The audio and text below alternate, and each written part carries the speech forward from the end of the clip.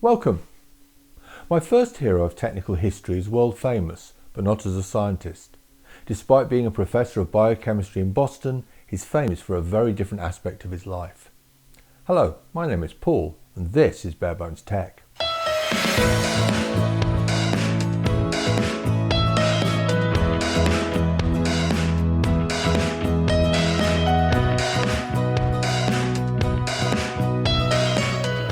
Isaac Asimov was born in Petrovice, Russia sometime in late 1919 or early 1920. Despite not knowing his actual birthday, he celebrated it on January the 2nd, and at the age of 3 in 1923 he emigrated with his family to Brooklyn, New York. He taught himself to read and passed the skill on to his younger sister, and by the age of 9 he was an avid reader of the pulp science fiction that was sold in his parents' candy store. He then became a frequent visitor to the public library. At 15, he graduated from high school and went on to earn his bachelor's degree from Columbia in 1939. Initially, he attempted to enter medical school, but after failing to get in, he earned first his master's degree and then a PhD in chemistry. Other than a stint in the armed services during and just after the Second World War, he remained in academia, eventually becoming professor of biochemistry at Boston University. The government tried to recruit him to work for DARPA, the Defense Advanced Research Projects Agency, who invented the internet. I'll be covering that story in a different video, but he declined as he would have been privy to classified information which would have affected his sideline. Asimov died in 1992. Officially, his cause of death was heart and kidney failure, but his family have since revealed that he contracted HIV from a blood transfusion given during heart surgery in 1983. He was cremated. Of course, none of that is what he's really famous for, or why he's on this list. As I already mentioned, as a boy, Asimov was a huge fan of science fiction. In 1939, he started writing his own, both novels and short stories, and is credited with inventing the word robotics. And his influence can be seen today with the Star Trek character Data having a positronic brain, an invention of Asimov's, and his famous 3 laws of robotics often turn up in the writing of others. His stories have been turned into movies and TV shows starring the likes of Robin Williams and Will Smith.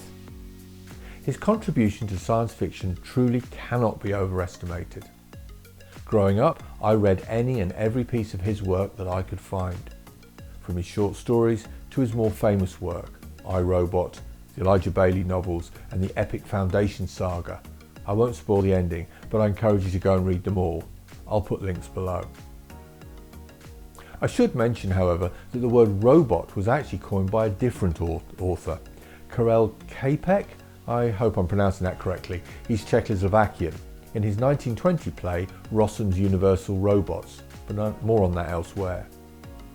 On March the 9th, 2010, the 11th Congress of the United States House Resolution 1055 recognised Asimov, and in that bill they state, whereas the second week in April each year is designated National Robotics Week, recognising the accomplishments of Isaac Asimov, who immigrated to America, taught science, wrote science books for children and adults, first used the term robotics, developed the 3 laws of robotics, and died in April 1992. He inspired me. But still, that doesn't explain why he, a science fiction author, deserves a place, never mind the first place, on my list of heroes and heroines of technology. The reason is a short story he wrote called The Feeling of Power. This first appeared in the February 1958 edition of If, Worlds of Science Fiction. It went on to be reprinted in various publications and anthologies.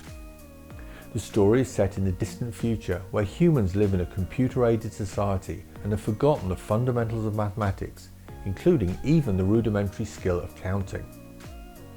The protagonist discovers how to reverse engineer the principle of pencil and paper arithmetic by studying the workings of ancient computers which were programmed by human beings.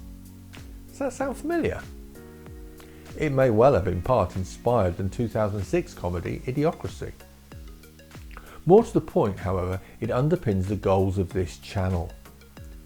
We aren't there yet, but the prevalence of calculators and computers, even in preschool, means that we are no longer required to rigorously learn arithmetic and so on.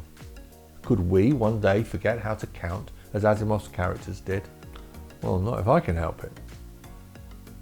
As always, I'd love to hear your thoughts. Are you an Asimov fan? What's your favourite story of his? Or perhaps you prefer the works of other authors? Who do you think should be on this list and why? Tell me in the comments. In the next video in this series, I intend to turn my attention to people who you might expect to be on this list. If you don't want to miss that, you know what to do. Subscribe, ring the bell, hit the like button, comment, share, and so on. Once again, my name's Paul, and this has been Bare Bones Tech. Until next time, thank you for watching.